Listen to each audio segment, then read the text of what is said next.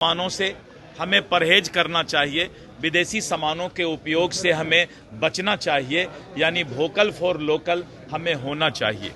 प्रधानमंत्री जी ने विशेष करके पर्यावरण पर चर्चा की कि एक पेड़ में माँ के नाम, यानी पर्यावरण इकोसिस्टम को बचाकर रखना बहुत ज़रूरी है। अगर हम पेड़ लगाते हैं तो हम अपनी ज़िंदगी को खुशनुमा बनाते हैं, हम अपनी ज़िंदगी की रक्षा करते हैं। इसके साथ साथ उन्होंने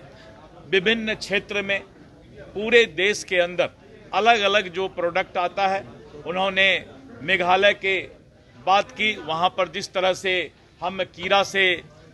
कपड़े और रेशम बनाते हैं उस पर चर्चा किया उन्होंने। और इसके साथ साथ शुभम शुक्ला का भी उन्होंने स्पेस का भी चर्चा किया है। और प्रधानमंत्री जी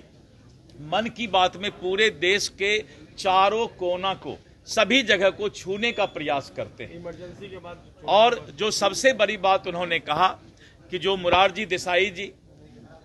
जगजीवन राम जी ने जिस तरह से निरंकुश लोकतंत्र की हत्या इमरजेंसी आपातकाल के समय हुआ था और शासक कैसे निरंकुश हो जाता है, अहंकारी हो जाता है, ये बात इमरजेंसी के उस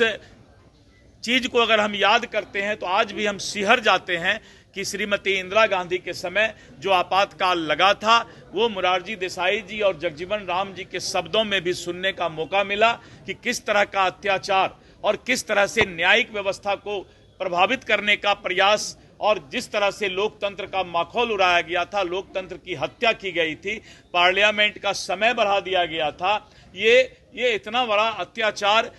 जो हमारे कांग्रेस के पूर्वजों ने किया है, उसको आज मोरारजी देसाई जी और जगजीवन राम जी के शब्दों में सुनने का मौका मिला।